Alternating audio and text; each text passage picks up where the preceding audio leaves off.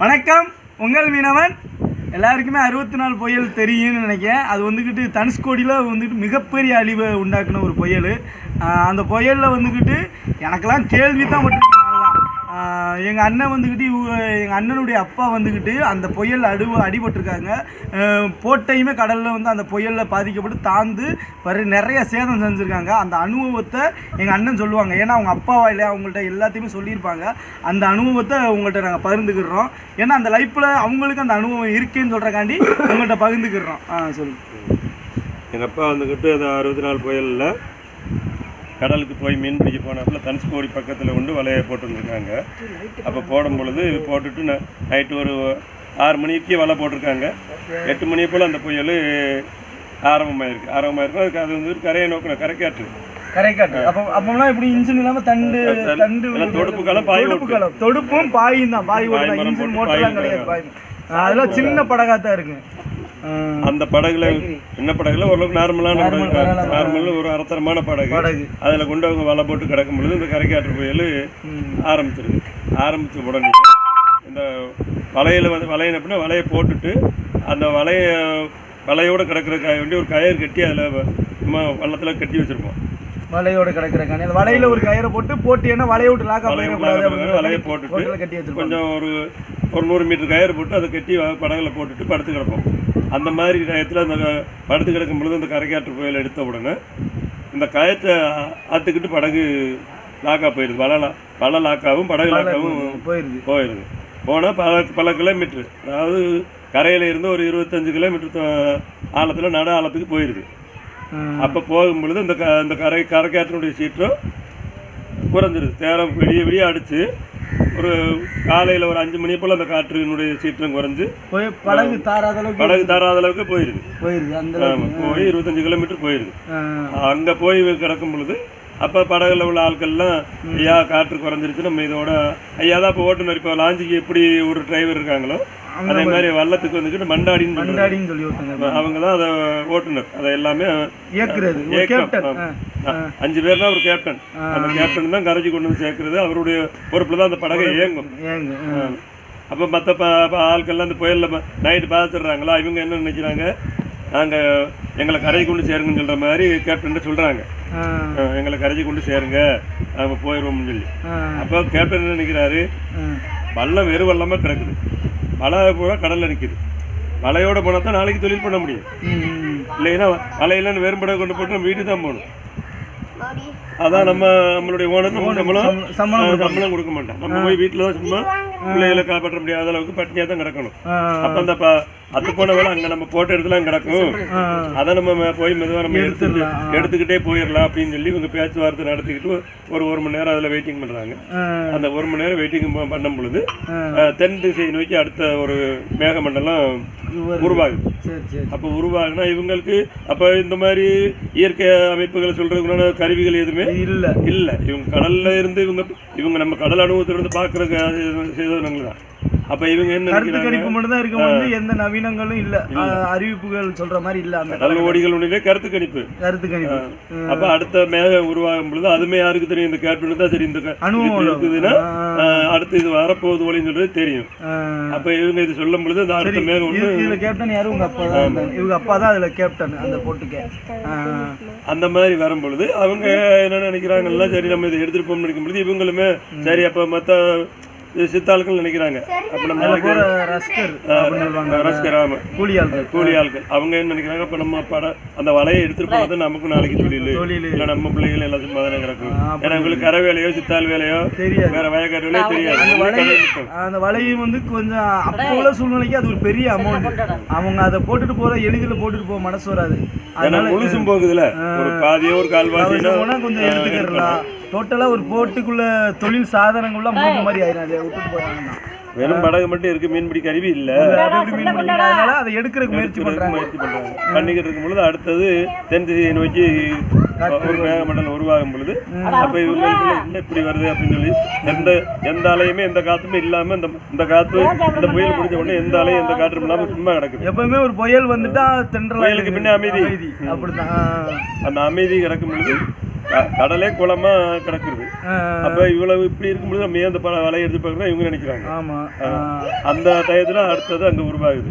உருவாகும் பொழுது என்ன செய்யுது, இங்க இருந்து போனது ஒரு 120 கிலோமீட்டர் 140 கிலோமீட்டர் தான் நம்ம இதுல இருந்து சொல்லியிருக்கிறாங்க. பின்னாடி அந்த 64 புயல்ல அந்த காற்றினுடைய வேகம் 140 120 140 வரைக்கும். அதுதான் இந்த தனுஷ்கோடி ட்ரெயினே தூக்கி பிரட்டி போட்டு தனுஷ்கோடியை அழிச்சனுடைய தாக்கம். ட்ரெயினை பிரட்டினதானே, ட்ரெயினே பிரட்டி அந்த ட்ரெயின்ல உள்ள தகுதி இன்னைக்கு வரைக்கும் கூட நம்ம படகுல நிலந்தங்கிற வலை போட்டு அதில் வரும். அந்த தனுஷ்கோடி கிடக்கு அதனுடைய விசிறு அந்த மற்ற பட்டைகள் வலைகள்லாம் போட்டோம்னா வலையில கொழி அதனுடைய இது வரும். அதோட பட்டை வரும். சரி, அப்போ அதோட அவங்க படகு என்னாச்சு? அவங்க அதோட அந்த படகு அங்கே போயிடுது. இவங்க என்ன பண்ணுறாங்க, வலையை எடுக்கணும்னு சொல்றதுக்காண்டி ஒரே குடியில் இருக்கிறாங்க. அப்போ அந்த தென் தேசியை நோக்கி அந்த காற்று அந்த ஒரு சின்ன ஒரு கரிமண்டலம் மாதிரி கிளம்புது மேகத்தில். கிளம்பும் பொழுது இவங்களுக்கு ஒரு டவுட்டு, என்ன இப்படி வருது, அடுத்து ஏதாவது வருமோன்னு சொல்கிற மாதிரி இவங்க பண்ணிக்கிட்டு இருக்கும் பொழுதே அந்த ஒரு பெரிய ஒரு மண்டலம் மாதிரி வந்த ஒரு கருவி டக்குன்னு ரெண்டா அந்த மேகமானது பெரியுது. இதெல்லாம் ஒரு சின்ன ஒரு 10 மீட்டர் அளவுக்குள்ள தான் இவங்களுக்கு தெரிஞ்சிருக்கு. அதனுடைய கிலோமீட்டர் ஆயிரக்கணக்கான மைலேஜில் இருக்கும். அதனுடைய இது இவங்களுக்கு இந்த ஒரு சின்ன ஒரு 10-20 மீட்டருக்குள்ள அந்த ஒரு மண்டலம் மாதிரி தெரிஞ்சிருக்கு. அதனுடைய கருப்பானது சென்டரில் ஒரு கோடு விழுந்து பிரியும் பொழுது கரையை இருந்து எப்படி 140 கிலோமீட்டர் வேகத்தில் அடித்த காற்று அங்கே இருந்து ரெட்டன்ல அதே கரையை நோக்கி கச்சான் புயல் அது கரையை நோக்கி அது வந்துக்கிட்டு இவங்களுக்கு கரையை உள்ளவங்களே கரைக்காத புயல் அடிச்சுதான் இவங்க விலங்க போயிடுறாங்க. கச்சான் புயல்ல தான் கரைக்கு வர்றாங்க. கரைக்கு வர முடியாது இவங்க, அதோட போறவங்க தான் தூண்டிக்கரை போயிடுறாங்க. ஆழ்கடல் எப்படின்னா 25 பாகம் இன்ஜினே இல்லாத காலத்துல ஆழ்கடல் 25 பாகம்னா 50 அடிக்கணக்கு பார்த்தோம்னா 50 மீட்டர் ஆழத்துக்கு போயிடுறாங்க. அதனுடைய ஆழத்தினுடைய கணக்கு 50 மீட்டர் ஆழத்துக்கு போயிடுறாங்க. அப்ப போகும் பொழுது இவங்களுக்கு நம்ம எங்க இருக்கணும் இவங்களுக்கே தெரியாது. இதுல வந்துட்டோம், திருப்பி திசையை நோக்கி போகணும். அந்த மாதிரி இருக்கும் பொழுதுதான் அப்ப இந்த காலத்தை கணிச்சிடுறாங்க. அந்த காலத்தை பின்னாடி காலத்துல கவர்மெண்டே கணிக்க முடியல. ரிட்டர்ன் எடுத்த காலத்தை ஒரே நாள்ல நைட்ல எடுக்குது, திருப்பி பகல்ல இந்த காத்து அடிக்குது. நைட்ல கரை காத்து, பகல்ல கச்சான் காத்து. கரை காத்து வந்துகிட்டு கரையை நோக்கி விலங்கு பார்க்க போறது, கச்சான் காத்து இருந்து கரையை அதே நேரடி. சரி, அப்படியே திரும்பி நேரடி ஆப்போசிட். இங்க இருந்து எப்படி நம்ம கொண்டு போதோ அதே இடத்துக்கு நமக்கு திருப்பி கொண்டு சேர்க்கணும். இந்த மாதிரி காற்று அது திரும்பும் பொழுது அப்ப இவங்க பேசிக்கிட்டு இருக்கும் பொழுது அந்த மேகமானது லேசா அந்த வெளி திறந்த உடனே அங்க இருந்து பெரிய சூறாவளியா எடுத்துருது. அந்த பெரிய சூறாவளியை எடுத்த உடனே அது என்ன செய்யுது, இங்க இருந்து கரையில இருந்து இவங்களை படகை தவறாம கொண்டு போன காற்று அந்த படகு கடல் மேலேயே தூக்கி அந்த ஆழத்திலேயே குப்புற கவுத்தி அடிச்சிருது. அந்த காற்றினுடைய எடுத்த உடனே படகை பிரட்டி அடிச்சிருது. அடிச்சா இவங்க படகுல உள்ள சாதனம் குப்புற அடிச்ச உடனே என்ன செய்யும், இப்ப நம்ம பர்மல் பாமரமா அந்த எல்லாம் அணைச்சு கட்டிருக்குமா, இந்த கம்பைகள் எல்லாமே வாரி அப்ப இப்பதான் தட்டு அப்புறம் 4 வாரி தான் அதெல்லாம் தாண்டி தாண்டி போகணும். அந்த மாதிரி போட்டுகள்ல ஃபுல்லாவே பழக போட்டுருக்கோம். அப்பெல்லாம் சும்மா இப்படி அடுக்கடுக்கா மட்டும் போட்டுப்பாங்க, கேப்பா போட்டு. அந்த மாதிரி ஒரு படிக்கட்டு மாதிரி தான் வந்துட்டே இருக்கணும். அந்த படிக்கட்டுகள்லாம் உடையுது. அப்ப உடஞ்ச உடனே இவங்க கட்டியிருந்தாங்கல்ல அந்த பாம்பரம் பாய் எல்லாமே அணைச்சு போட்டு கட்டியிருந்தாங்களா, இந்த கட்டுமானங்கள் பூராமே அதுல அவிழ்ந்து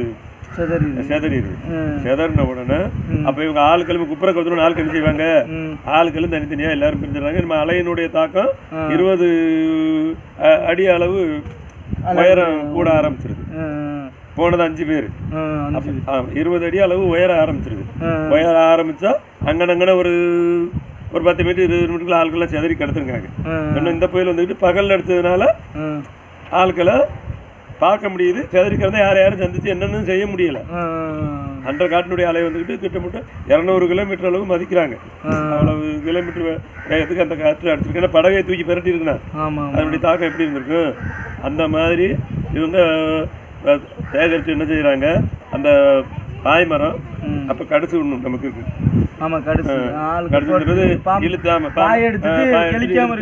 கெளிக்காம இருக்கிறதுக்காண்டி அது மேல ஏறி வெள்ளத்தை சமப்படுத்துறது அந்த கடிச்சு பாய்மரம் பர்மல். இந்த பாயை என்ன பண்றாங்க, நேர நிலத்துக்கு பாய கீழே தொங்க விடுறாங்க. நிலத்துல தொங்க விட்டுறாங்க பாயை நீரனுடைய தாக்கத்துக்காண்டி பாயை தொங்க விட்டுறாங்க. மீதி பாய் வந்து துணிதான், துணிப்பாய் தான். துணிப்பாய் கூரப்பாயின்னு சொல்லுவாங்க. கூரப்பாய், துணிப்பாய், ட்ரில்லு. இப்போ போனால் ட்ரில்லு.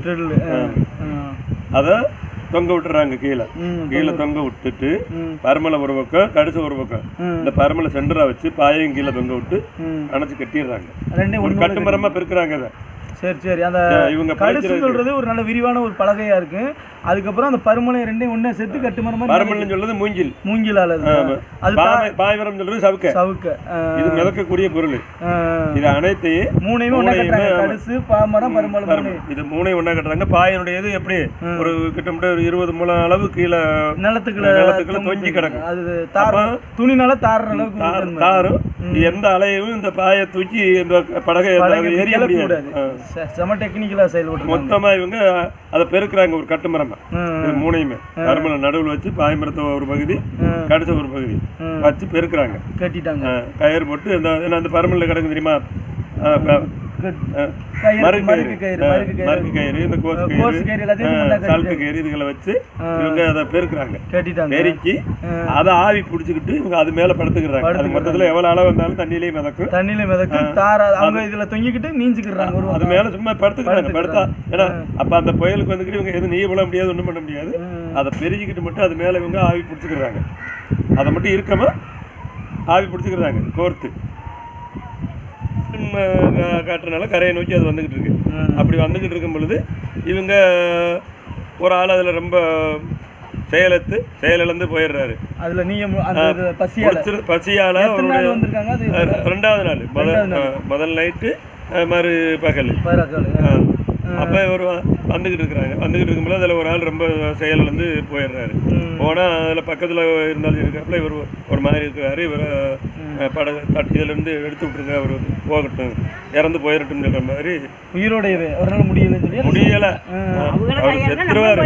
அவருடைய செத்துருவார். அந்த பையன் நமக்கு வந்துருமேன்னு சொல்கிறதுக்காக வேண்டி கூட உள்ள ஆள் கேப்டன்ட்ட சொல்கிறார், அவங்க கலட்டி விட்டுருங்கய்யா, அவர் ஒரு மாதிரி இருக்கிறாருன்னு சொல்லும் பொழுது அப்பா என்ன சொல்லியிருக்காருன்னா, அவர் முடிஞ்ச வரைக்கும் அவர் போராடி கொண்டு போய் பார்ப்போம், முடியலைன்னா நம்ம விட்டுருவோமே, அவரே போயிட்டு போறாரு, ஏன் இறந்ததுக்கு அப்புறம் விட்டுருப்பேன்னு சொல்லும் பொழுது கூட வந்த பையனாலே அவர் வந்துக்கிட்டு வேணாம், அவர் ஒரு மாதிரி இருக்கார், எங்களுக்கு பயமா இருக்குது அப்படின்னு சொல்லும் பொழுது அப்பா என்ன பண்றாங்க, அவரை குடிச்சு, அப்பா நீ போறதான் போற, எங்களை எந்த துன்பத்திலும் இல்லாம எங்களுக்கு இந்த ஆவியாவோ மற்றதாவோ வந்து யாரையும் நீ கடல் எங்களுக்கு மறுநேரம் நாங்கள் கடலுக்கு வரும் பொழுது இந்த தொந்தரவு எதுவுமே நீங்களை பண்ணக்கூடாதியா, சந்தோஷப்பட ஐயா தான் கலட்டி கையை தட்டி விட்டு அவர் அப்படி இந்த பிடிச்ச வீட்டிலே ஆளு தண்ணிக்குள்ள உள்ள போயிடுறாரு. முடியல, பிடிச்ச வீட்டிலே ஒரு உயிர் பிரிஞ்சிருது.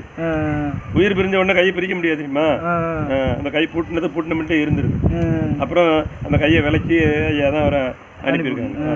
அனுப்பிட்டு வரும் பொழுது இவங்க ரிட்டர்ன் வரும் பொழுது எப்படி 4 பேர் இருக்காங்க. இவங்க ரிட்டர்ன் வரும் பொழுது என்ன எப்படி ஆயிருதுன்னா, அங்க இருந்து இவங்க எப்படி இங்க இருந்து 8 மணிக்கு கரைக்காத்து கோயிலில் போனாங்களோ அதே மாதிரி நைட் ஆயிரத்துக்கு திருப்பி கரைக்கு திரும்ப பொழுது அப்ப இந்த தெரு லைட்டோ மின் விளக்கோ இல்லாத காலங்கள். கடற்கரை நோக்கத்துல லைட்டே இருக்காது. சும்மா ஏதாவது ஒரு துறைமுகம்னா அதை என்ன இந்த அறிக்கை லைட்டுன்னு சொல்லி ஒரு லைட்டை ஒரு கம்பத்துல கட்டி ஏற்றி வச்சிருப்பாங்க. நானுமே அதை எனக்கு தெரியும், நான் பார்த்துருக்கேன். எதுக்கு அது? அதான் தெருலைட்டு தூத்துக்குடியிலேயே அவ்வளவு பெரிய துறைமுகத்திலேயே ஒரு பெரிய போஸ்ட் மரம் மாதிரி ஒன்று நட்டி அதுல அறிக்கை லைட்டை பொருத்தி வச்சு ஒரு கயத்துல கட்டி இழுத்து ஒயரை கட்டி வச்சிருப்பாங்க. சரி. அது என்னன்னா நம்ம ஒரு 5 கிலோமீட்டர் தூரத்தில் வரும் பொழுது அந்த லைட்டு தெரியும். 5 கரைக்கு நமக்கு 5 கிலோமீட்டர் தூரம் இருக்குன்னா இந்த கரைக்குள்ள வர்ற அப்படின்னு சொல்றதுக்கு அந்த லைட்டு தெரியும். அந்த மாதிரி உள்ள காலகட்டம். அப்ப புயல்ல அதையுமே பண்ண முடியாதுல கரையை உள்ளவங்க யாரும். இதே மாதிரி கரையை நோக்கி வரும் பொழுது கரைக்கு வந்துட்டோம்னு உங்களுக்கு தெரியுது. கரை தெரிஞ்சிருச்சு, முதல்ல லைட்லாம் தெரியல. அந்த அலையினுடைய தாக்கம் கொஞ்சம் காலம் குறையும் பொழுது அலை கூடும். அதை வச்சு கரைக்கிட்ட நெருங்கிட்டோம்னு சொல்றது தெரியுது. நேரம் இருட்டாயிருது. நம்ம எதை நோக்கி போறோம்னு சொல்றது இவங்களுக்கும் தெரியல. தனுஷ்கோடிக்கு நேரம் இருந்து போனவங்க அடுத்து எங்க வர்றாங்க, எந்த கரையை நோக்கி போறோம் தெரியல, கரை சைடு போறோம் தெரிஞ்சு கரைக்கு வர்றோம்னு சொல்றது உறுதியா தெரியுது. எந்த கரையை நோக்கி வர்றோம்னு சொல்லி தெரியல. தனுஷ்கோடிக்கு நேரம் இருந்து போனவங்க அடுத்து எங்க வர்றாங்க, நம்ம புதுரோடு, அதாவது ராமேஸ்வரம் புதுரோடு பகுதியில் வந்து இவங்க கரைச்சி ஒதுங்குறாங்க. எத்தனை நாள் கழிச்சு? 2 நாள் கழிச்சு கரை வந்து ஒரு நைட்டு மறு நைட்டு வந்து கரைக்கு ஒதுங்குறாங்க. அப்போ ஒதுங்கும் பொழுது எப்படி ஒதுங்குறாங்கன்னா இவங்க வந்து கரைக்கு ஒதுங்கும் பொழுது இவங்களுக்கும் ஜாரத்து போயிருது. இவங்களுக்குமே இந்த 2 நாள் சாப்பிடாம இருக்கனால 2 நாள் சாப்பிடாது 2 புயலை செஞ்சிடறாங்க, அலைகளையும் செஞ்சிடறாங்க. அந்த மாதிரி இப்ப நம்ம யாருமே ஒரு நாள் புயல் கூட சந்திக்க முடியாது, ஒரு காட்டில் சந்திக்க முடியாது. அப்ப உள்ள சாப்பாடு அப்ப உள்ள உணவுகளை அவங்கள தாக்கு பிடிச்சி வந்து சேர்த்துருக்காங்க. வந்து இவங்க கரைக்கு ஒதுங்கும் பொழுது இவங்களுக்கே எந்திரிச்சு நடந்து நம்ம அலைய விட்டு உயர பொண்ணு சொல்ற சாரெல்லாம் இல்லை. இந்த படகை இந்த வச்சிருந்தாங்களே அது கட்டமுறை மாதிரி அணைச்சு இதை விட்டுடுறாங்க.